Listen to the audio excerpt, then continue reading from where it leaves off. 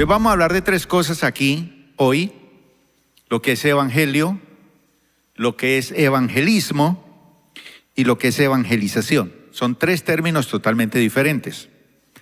Pero el título del sermón de hoy es, o del estudio de hoy es, efectos esperados del evangelismo. Entonces, cuando uno evangeliza, hay unos efectos, tanto en el que evangeliza como en el que recibe el evangelio. Y esto no es cuestión de invadir la privacidad de una persona. Es que el Señor nos dio un mandato: id por todo el mundo y predicad el evangelio. Y Él nos envió a predicar y a hacer discípulos. Entonces, predicar es tan solo compartirle el mensaje de la palabra para que la persona conozca al Señor, sea salvo y comiencen los efectos de la salvación en su vida. Pero de ahí comienza un proceso nuevo que se llama discipular, formar, equipar, enseñar. Y no es fácil, no es fácil. Tenemos que tener amor por las personas, amor a la gente. Porque cuando uno no tiene amor por las personas, cualquier cosa de estas que le quita tiempo, pues lo va a afectar a uno. Pues bien, mis hermanos, ¿qué efectos esperamos del evangelismo? Primero que todo, ¿dónde se origina el evangelismo? ¿Dónde se origina? El evangelismo es una misión, porque la visión de Dios es que ningún ser humano perezca. Esa es la visión, que ninguno se pierda. Es decir, que todos los seres humanos, de cualquier raza, de cualquier lugar del mundo, debe oír el evangelio. Y el mensaje es para todos. Todos deben escuchar el evangelio. Porque dentro de la visión de Dios es que ninguno se pierda. ¿Eso qué quiere decir, mi hermano? Que la vida aquí nuestra puede ser corta, 30, 40, 60, 80. Ayer celebré el cumpleaños de mi suegra, 98 años. Y ahí está.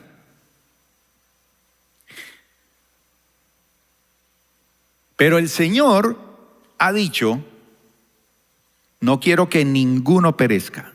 Pero la misión, porque la visión es esa de Él, ninguno se pierda.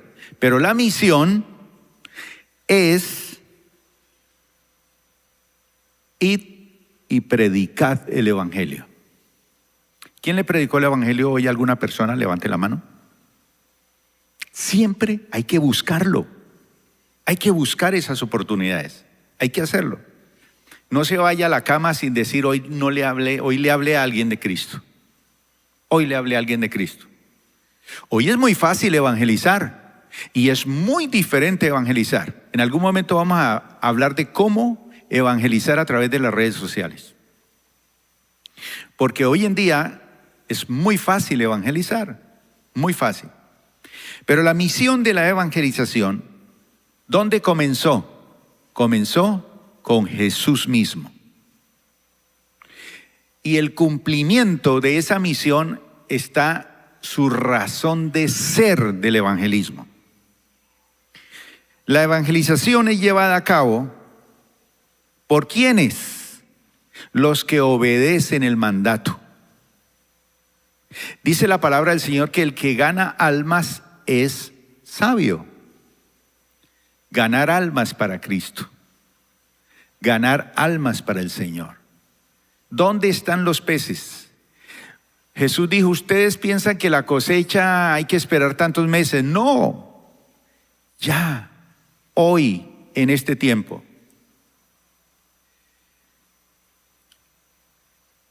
El evangelio, aparece esta palabra 72 veces en el Nuevo Testamento. 54 de ellas se encuentra en los escritos del apóstol San Pablo. Es decir, que la mayoría de la palabra evangelio que encontramos en el Nuevo Testamento salieron de la pluma, del corazón de Pablo. Entonces podemos decir que el evangelio, ¿qué es? Cuando yo voy a compartir el evangelio, voy a hablar de la muerte de Cristo. ¿Por qué murió? ¿Cuál fue la razón de morir Él en la cruz? ¿Qué pasó? ¿Qué hay que hacer por eso? ¿Cómo recibir los beneficios de la cruz? Que lo hemos aprendido acá. Pero el evangelio también es hablar de que Jesús fue sepultado, como todos los seres humanos, enterrados.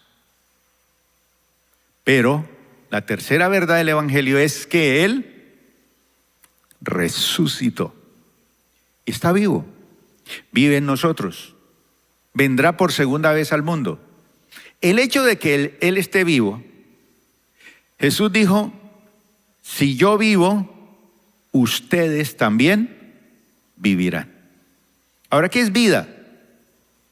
Es levantarse, acostarse, levantarse, acostarse, levantarse, verse más viejo y acostarse y más viejo y acostarse. Eso no es vida. Vida es disfrutar la vida cristiana, la vida en el Señor, pero una vida resucitada. Es decir, que yo estaba muerto, estaba perdido, mi vida no tenía sentido, ahora tiene sentido. Desde el momento que Él me da una nueva vida, me resucita con Él, pues es para un proyecto, un plan, un propósito, y lo tengo que descubrir, obviamente, a través de las Escrituras.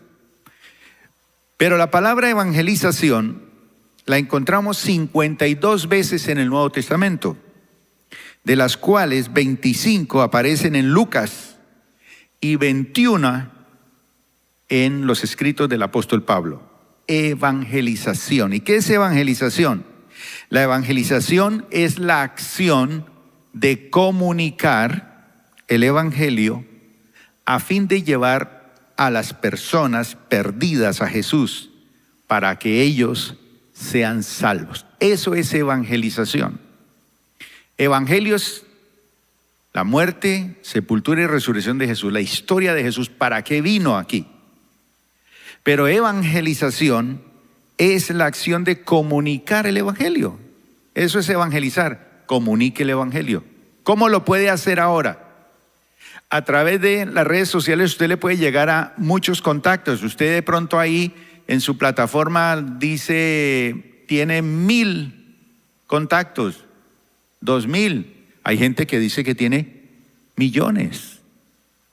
Quiere decir que en un momento le puede llegar a millones de personas con un mensaje al corazón, con un mensaje a la conciencia.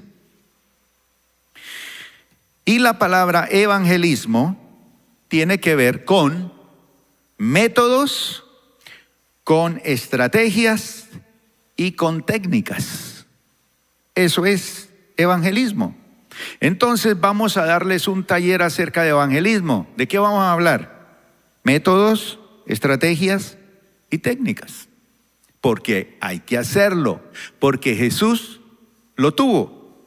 Por ejemplo, los métodos son 2: evangelismo personal y evangelismo en masas.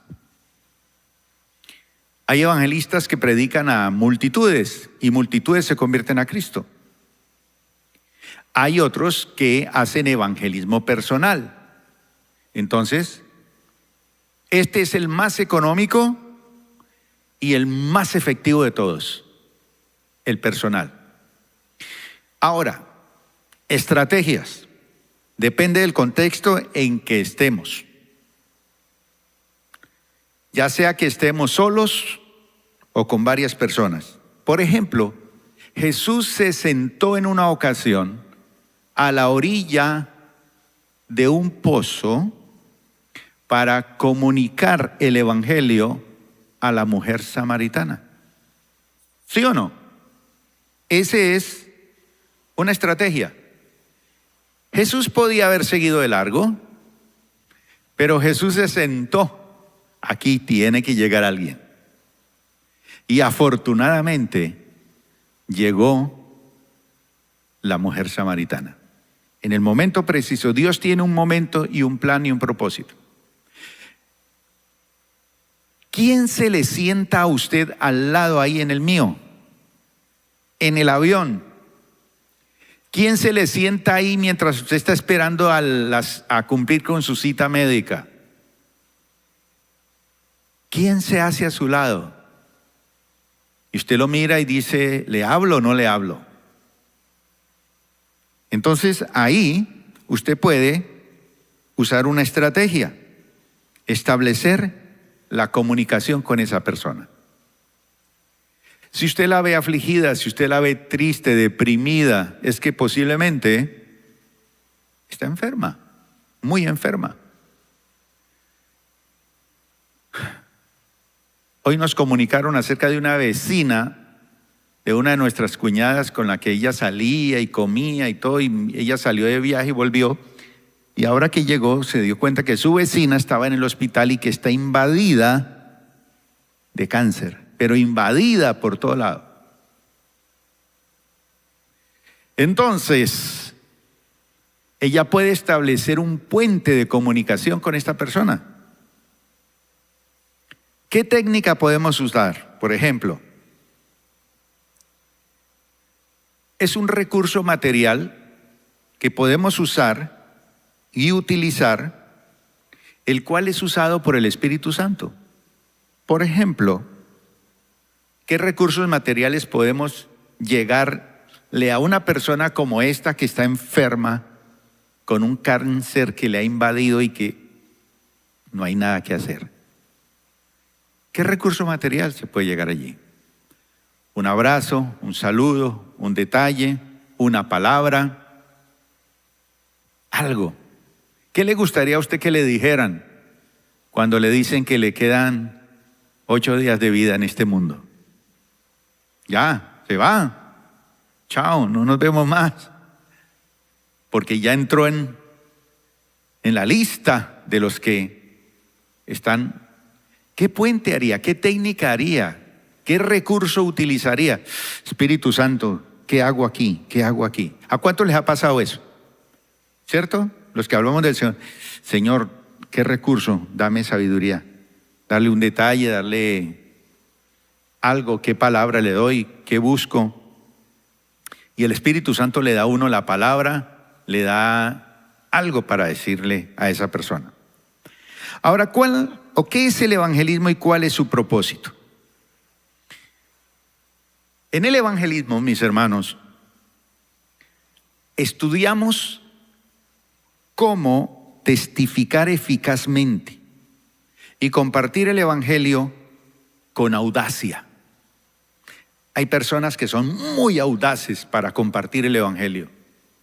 Yo he conocido a lo largo de la vida como pastor hombres y mujeres muy audaces, con una calidad para ganar los niños, para ganar jóvenes, para ganar adultos mayores, para ganar hombres de negocios, para ganar profesionales para Cristo.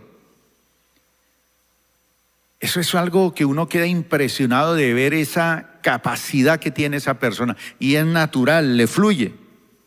Antes estaban en otros planes, ahora que han recibido al Señor tienen esa facilidad. Entonces el evangelismo es el estudio de cómo testificar eficazmente y compartir el evangelio con audacia. Marcos capítulo 16, versículo 15 nos dice que prediquemos el evangelio ¿a quién? Ir por todo el mundo y predicar el evangelio a toda criatura. Todo ser humano, todo lo que ha sido creado, a toda la creación. Así que el propósito del evangelismo es que las demás personas que no conocen del Señor también sepan y crean, y al creer reciban vida eterna. Usted no sabe, esa persona que está a su lado, que usted le comparte el evangelio, en qué se va a convertir esa persona. ¿Qué instrumento de Dios va a ser esa persona? ¿Cuál es el significado de la palabra evangelismo? Significa predicar, anunciar, comunicar nuestra salvación. Comunicar el evangelio, nuestra salvación. ¿Cómo fui salvo? ¿Cómo fui sano? ¿Cómo fui transformado? ¿Cómo soy un hombre o una mujer nueva? ¿Qué pasó en mi vida? Eso significa predicar. En sí es el proceso de compartir nuestra fe que profesamos. ¿Cuántas veces usted se encuentra con una persona que tiene otro tipo de fe? Pues déjela que hable, que diga lo que cree y hable usted lo que cree. Esa fe que usted profesa, porque usted no adora ídolos, porque usted no hace tales cosas, porque usted no hace otras cosas que hacen otras personas, pero con convicción. ¿Por qué lo hace? Las formas y su importancia. Hoy vamos a hablar de los efectos. 3 efectos.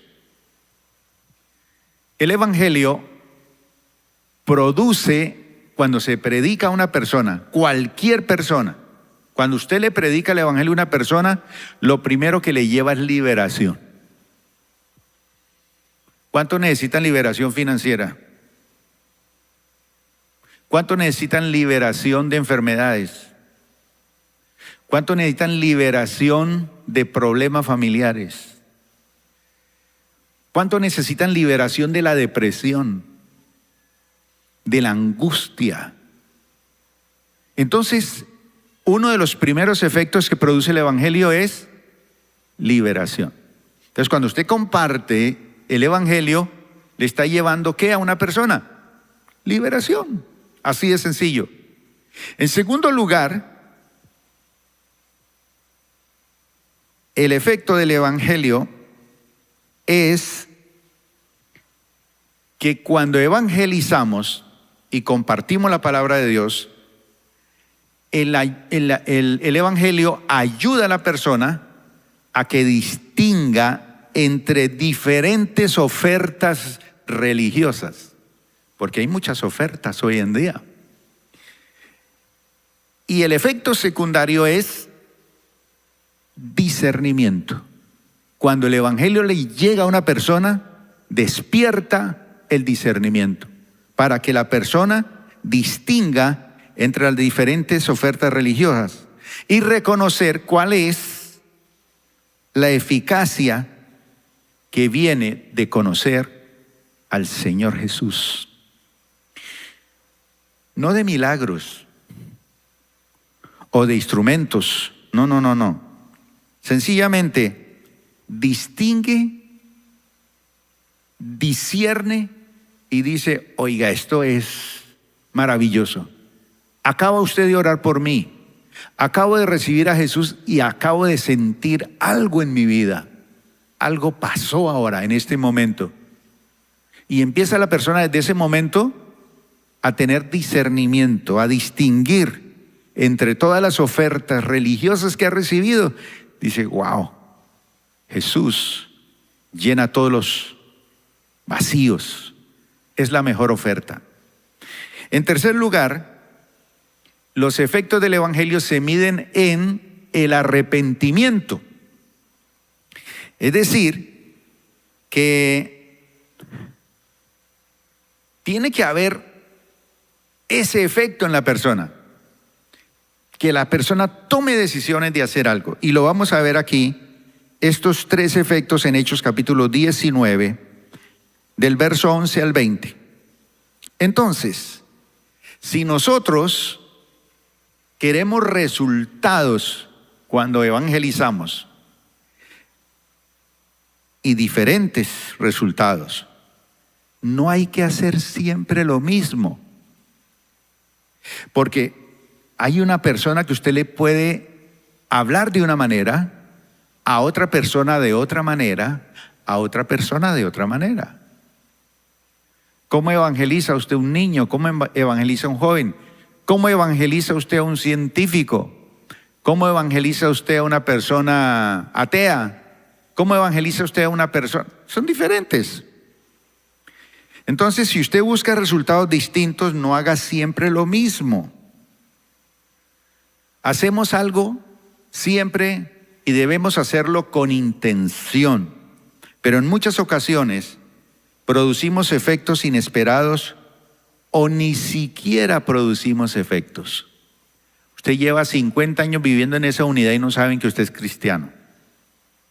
El vecino no sabe que usted es cristiano. En el colegio donde usted enseña no saben que usted es cristiano. Ahí en el ambiente laboral y de negocio no saben que usted es cristiano. ¿Por qué? Sencillamente no producimos efectos. Pero veamos entonces los 3 efectos del evangelismo. Vamos entonces a Hechos capítulo 19 y vamos a leer estos pasajes. Vamos a leer primero el verso 11 y el verso 12. Mire lo que dice. Dice que Dios hacía milagros extraordinarios. ¿Por medio de quién? De Pablo. Dios hacía milagros extraordinarios. Que ahí no se ve esa letra ya.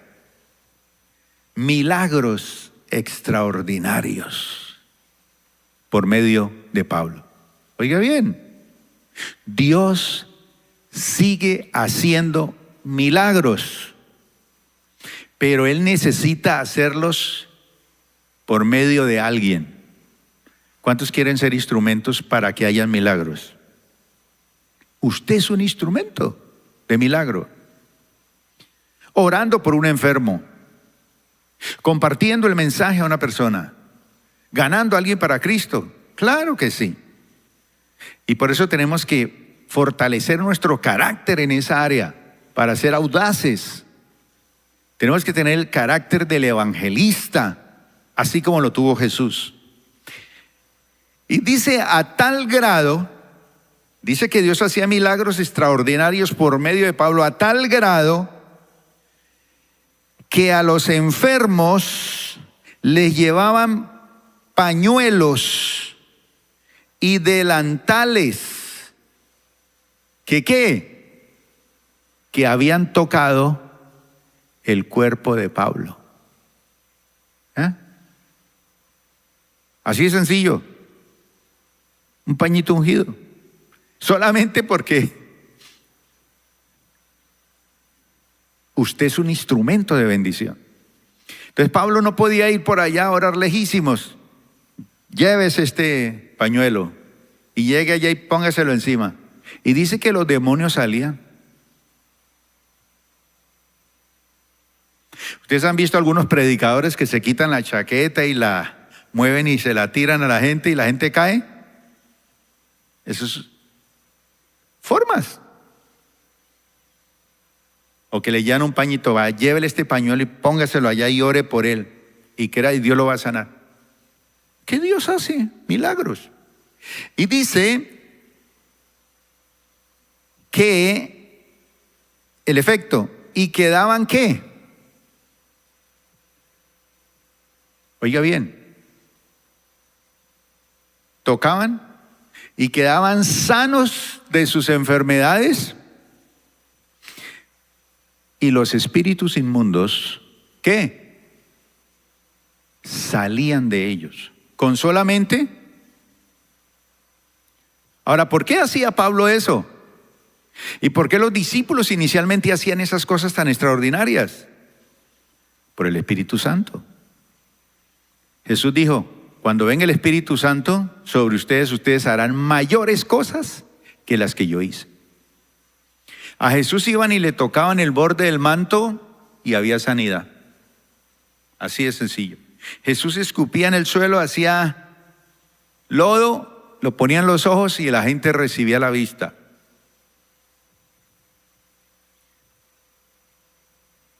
Pablo y los discípulos eran usados de esta manera. ¿Cómo así que los demonios salían solamente con que habían tocado el cuerpo de Pablo? Eso quiere decir, mi hermano, que lo que usted tiene y toca, ¿y por qué no toca usted a la persona? No le mande el pañuelo, ni le mande la chaqueta. Vaya usted mismo y ore por él y póngale la mano encima y en el nombre de Jesús ordene que sea sano, libre. Ore por ese negocio, ore por esa empresa, ore por esa familia, ore por ese niño. Pero hágalo. Liberación. ¿Qué vemos aquí? Manifestaciones de sanidad, manifestaciones de exorcismo, es decir, los demonios salían. Es que los demonios existen, las ataduras existen, el poder demoníaco existe y hay demonios generacionales también. Hay familias que se han ofrecido a los demonios, al ocultismo, a la hechicería, y todas las familias están atadas terriblemente. Entonces tienen que romper todas esas ataduras. Por eso el Evangelio llega para liberar, para sanar y para sacar los demonios. ¿Alguno de ustedes ha tenido la oportunidad de orar por un endemoniado y que el endemoniado que es libre? Levante la mano. ¿Alguien? Hay uno o dos. Voy a orar que el Señor le mande demonios. A ver qué hace con ellos. A ver qué hace con ellos. Yo le recomiendo algo. Si usted no lo puede sacar, sáquelo con estuche y todo, pero sáquelo.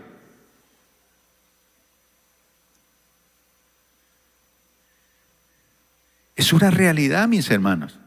Es que cuando predicamos el Evangelio uno no sabe por qué la gente está así. Los demonios están allí metidos, como cucarachas, como ratas. El poder de Dios es integral. Provee para la libertad espiritual, pero también tiene correspondencia directa con lo corporal, físico y espiritual. Jesús liberó a una mujer que tenía 7 espíritus inmundos.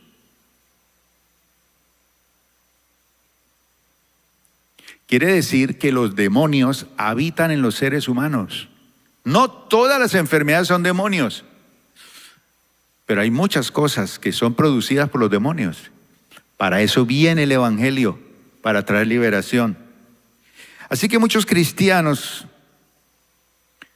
siguen esclavizados al dinero, a la avaricia, a la hipocresía y necesitan liberación. El mensaje del Evangelio es para liberarlos. Liberarlos.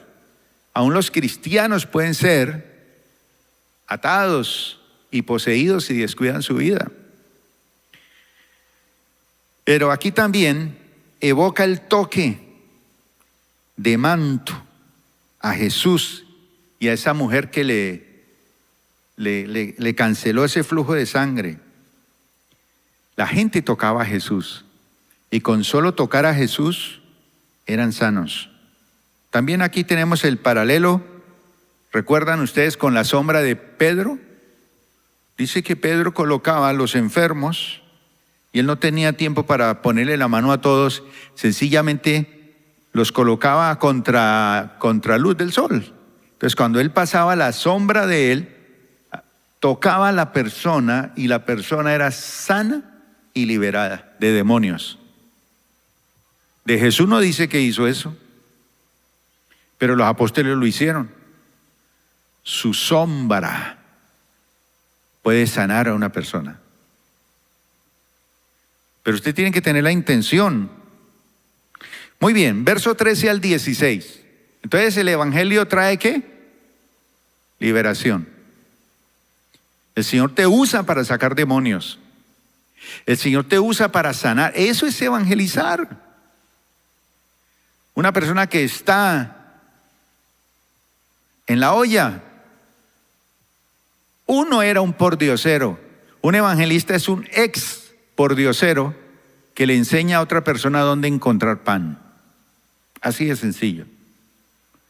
Yo encontré a Jesús, fui libre, usted puede ser libre. Venga, le cuento cómo. Y usted no necesita ser un gran teólogo, un conocedor de todas las escrituras y de todos los versículos. Y hoy en día con la inteligencia artificial, mi hermano, si usted no evangeliza es porque coja el celular y dígale, esta persona tiene cáncer, deme un versículo para orar por sanidad del cáncer, y se lo da. Así de sencillo. Y usted lo lee y él le dice, uy, ¿usted cómo sabe? No sabe nada. Aproveche la inteligencia artificial. Busca ahí una oración para una persona que está enferma de cáncer y ahí le aparece la oración. Pues a lo mejor no le llega tan perfecta como usted quiere, pero organícela. Póngale su intención, su corazón, según la necesidad. Pero no tome excusa de que es que no sé nada. Que esta persona practica la hechicería. Versículos de la Biblia que hablen de la hechicería. Y ahí le salen 100 versículos, use 5. Y hable y ore por esa persona. Mejor dicho, mi hermano, si usted no utiliza los recursos que tiene, ahora es mucho más fácil evangelizar. Mucho más fácil. El segundo efecto del evangelio es discernimiento. Versículo 13 al 16. Dice que algunos judíos andaban expulsando espíritus malignos. Habían exorcistas también. Intentaron invocar sobre los endemoniados el nombre del Señor Jesús.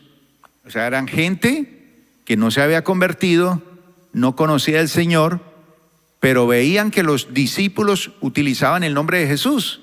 En el nombre de Jesús tal, en el nombre de Jesús tal, en el nombre de Jesús levántate, en el nombre de Jesús fuera todo espíritu inmundo, y salían los demonios. En el nombre de Jesús reciba el Espíritu Santo, y lo recibe. Entonces Dios, no, esto es mágico. Ese nombre es mágico. Como cuando usted está pelado y quiere que le den el número de chance. Mágico. Si así fuera de fácil, pues todo el mundo lo ganaba. Pero ellos pensaban que de esa manera ese nombre era mágico. Entonces, unos exorcistas que utilizaban muchas técnicas, porque yo he conocido muchos exorcistas, gente que saca demonios, y aún gente que no conoce la palabra. Pero ellos necesitan saber cómo hacerlo. Y mejor, hay una forma en que los demonios salen mucho más efectivamente. Pero ellos oían en el nombre de Jesús, en el nombre de Jesús. Y ellos intentaron invocar sobre los endemoniados el nombre del Señor Jesús. ¿Qué decían? En el nombre de Jesús, a quien Pablo predica, les ordeno que salgan. Esto lo hacían 7 hijos de un tal Exeba, que era uno de los jefes de los sacerdotes judíos. Oiga bien, uno de los jefes de los sacerdotes judíos. No era cualquier cosa. Era un tipo que conocía las escrituras. Un día el espíritu maligno le respondió, porque los espíritus inmundos tienen ellos son poderosísimos. Son ángeles, que son ángeles caídos, pero son ángeles. Espíritus inmundos. Y dice que el espíritu maligno le respondió. ¿Qué le respondió? Conozco a Jesús. Y conozco también a Pablo. Los demonios conocen a Jesús y nos conocen a los que predicamos la palabra del Señor, a nosotros. Los demonios te conocen. Te conocen. Apenas usted lo ven entrando a la iglesia, los demonios dicen, ¡ay, viene una gallina!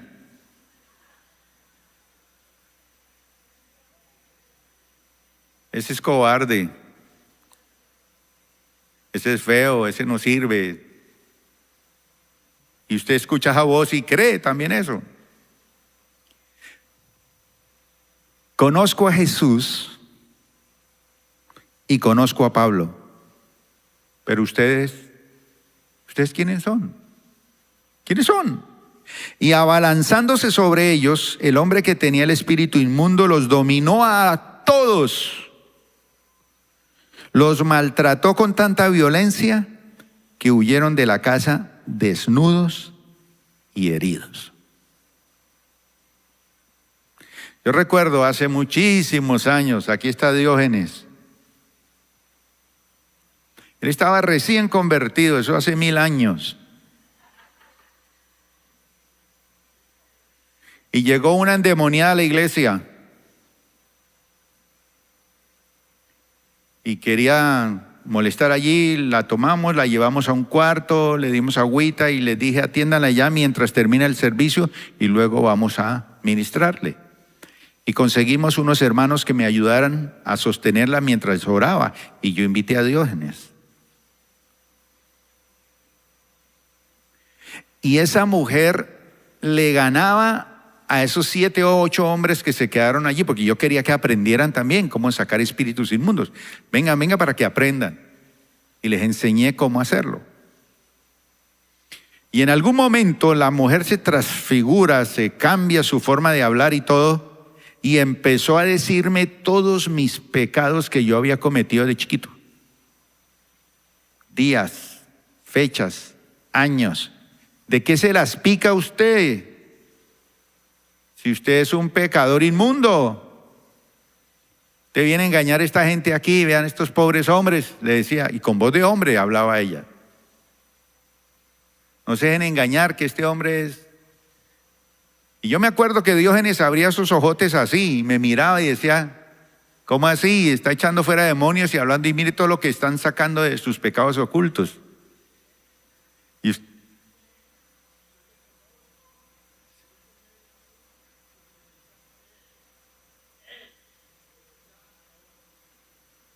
Y yo recuerdo que él me recordó todos los pecados. Yo le decía: sí, todo eso es cierto, pero también es cierto que la sangre de Jesús limpió mis pecados, por lo tanto no hay ninguna condenación para los que estamos en Cristo.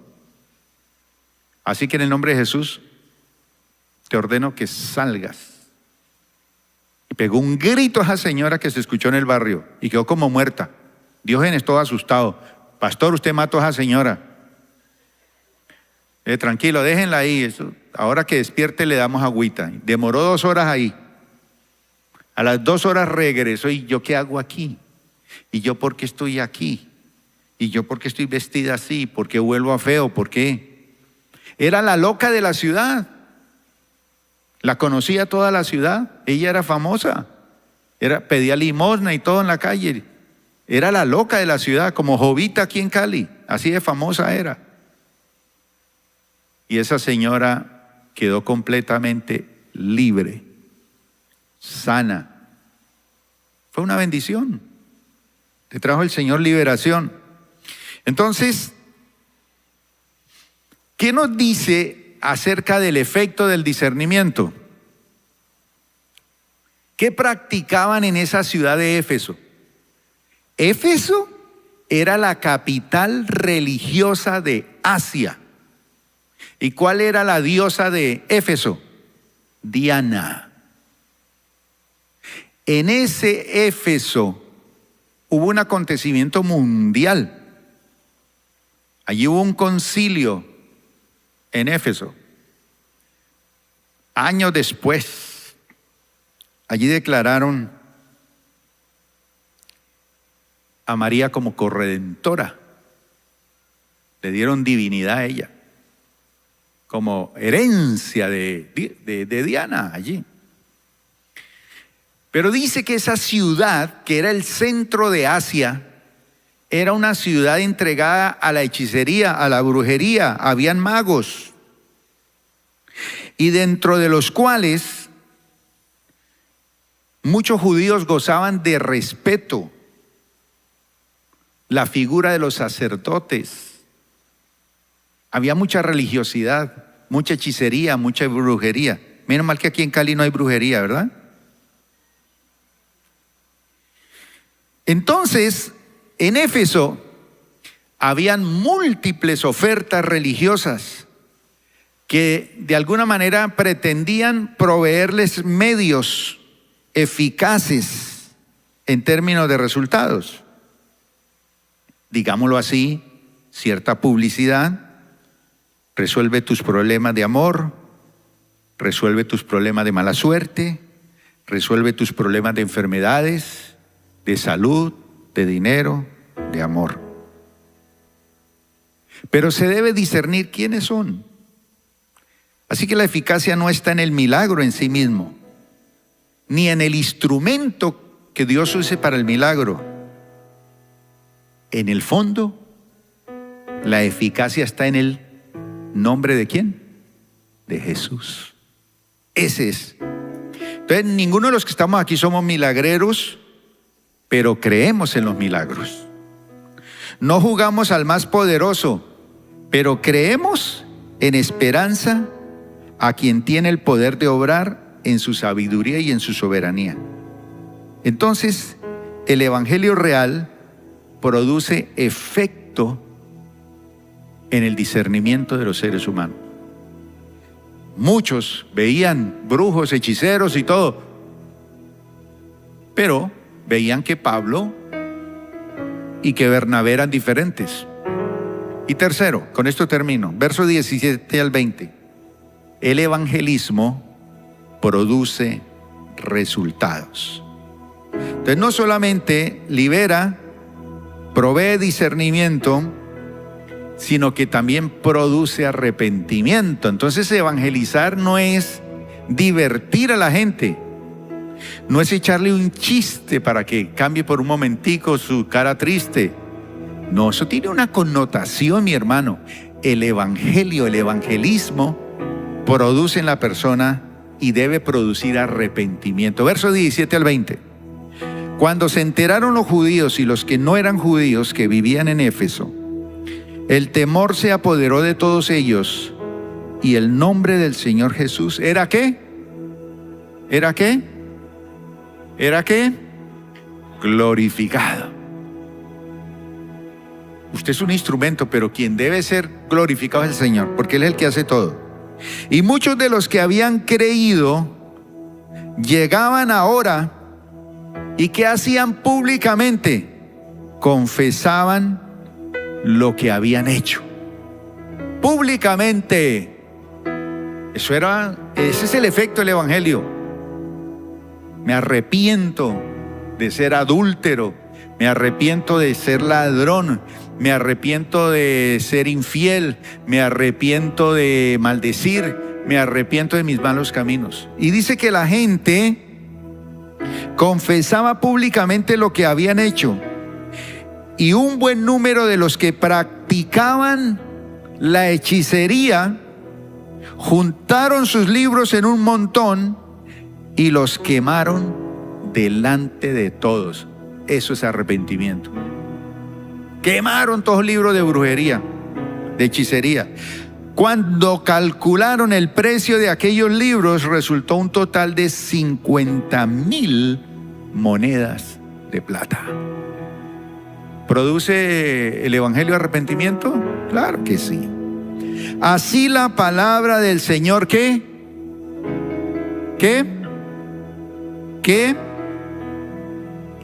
Crecía. Necesitamos que la palabra del Señor crezca aquí en esta iglesia, por favor, y en todas las iglesias. La palabra del Señor crecía y se difundía con poder arrollador. Poder arrollador. Así que Éfeso era el centro de unas prácticas mágicas tremendas. ¿Qué hicieron los hechiceros? Confesaron sus brujerías, revelaron sus hechizos, renunciaron a su poder. Así que el evangelio, mis hermanos, en cualquiera de sus formas, incluso en sus dimensiones. Y cuando hablamos de las dimensiones del evangelio hay que tener en cuenta lo siguiente, mis hermanos. El evangelio en cualquiera de sus formas, una forma carismática, ¿Han oído por ahí iglesias carismáticas? ¿Qué es carisma? Una persona que tiene esa capacidad de atraer, de influir, de cautivar a otros. No solamente es atractiva por su personalidad, sino que también tiene la habilidad de conectar con los demás, inspirarlos, generar un impacto positivo en su entorno. Eso es una iglesia carismática. A veces el centro de esa iglesia es un líder, es un pastor muy carismático y atrae a la gente y mucha gente va y miles de personas. Yo cuando estaba preparando esto decía, Señor, me doy cuenta que no soy carismático. Pero hay pastores muy carismáticos. Esa es una forma. Pero hay otra forma de expresar el evangelio. Es la forma litúrgica. ¿Qué es eso? Ese es el conjunto de acciones, de palabras, de objetos que se utilizan en el culto, incluyendo ritos, ceremonias y oraciones especiales. Es decir, son muy litúrgicas. Yo he estado predicando en iglesias muy litúrgicas. Muy litúrgicas. Y usan objetos. Y a menudo, pues, es su forma de ser. Pero hay otras que son más rituales. Es decir, que tienen una secuencia de acciones que a menudo son simbólicas, que se repiten regularmente y que pueden estar asociadas ya sea a un contexto cultural o religioso, social. Y esos ritos sirven a veces para conectar a las personas, para fortalecer la identidad grupal y generar un sentimiento de pertenencia. También sirven para transiciones en la vida familiar. Por ejemplo, son muy rituales en los matrimonios, son muy rituales en los nacimientos, en las muertes, etc. Pero hay otro tipo de iglesia también que es estática. Estática. ¿Qué quiere decir? Muy rígida, muy tradicional, poco adaptable a los cambios, poco adaptable a nuevas interpretaciones. Así que en lugar de fomentar una relación dinámica y personal con el Señor, pues es una persona que es muy calmada. Así que en ese tipo de expresión no hay ni aplausos, no hay muchos instrumentos musicales, por ahí un pianito si al caso. Y todo quieto, todo quieto. Pero no importa. Mis hermanos, en cualquiera de estas formas podemos ganar almas para Cristo. Y no podemos censurar a una iglesia porque no hace esto o hace aquello. Respetar. Vamos a colocarnos de pie, mis hermanos. Cuando hay una espiritualidad estática, mis hermanos, la gente se enfoca en la repetición de rituales, doctrinas, sin una reflexión crítica de las cosas. Pero es legítima si produce arrepentimiento y conversión. Hay gente que asiste a unas iglesias muy ritualistas, muy quietas, muy estáticas, pero hay conversión. Pero también hay gente que asiste a iglesias carismáticas y aplauden y saltan y brincan y hablan en lenguas, pero no hay conversión. Entonces, ¿qué pasaba allá en Éfeso? La gente quemaba sus libros en la plaza. ¿Qué es eso? Es un gesto de transformación social.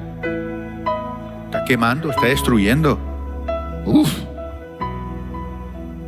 determinaciones. Voy a tomar una nueva dirección. Entonces, mis hermanos, el núcleo central del evangelismo es el efecto del arrepentimiento. Hay conversión cuando hay gestos concretos y públicos. Levante sus manos y dígale: Señor, no me quedaré callado. Quiero ser instrumento para ganar mi familia y allegados a mi familia, a amigos. Hoy, Señor, nos comprometemos a buscar oportunidades para anunciar la palabra de Dios y para hacerle seguimiento con el poder de Dios. Señor, dame autenticidad para compartir el mensaje y que yo pueda lograr con tu palabra la transformación personal, familiar y social. Señor, dame estrategias como el dialogar, el proporcionar oportunidades. Gracias, Señor.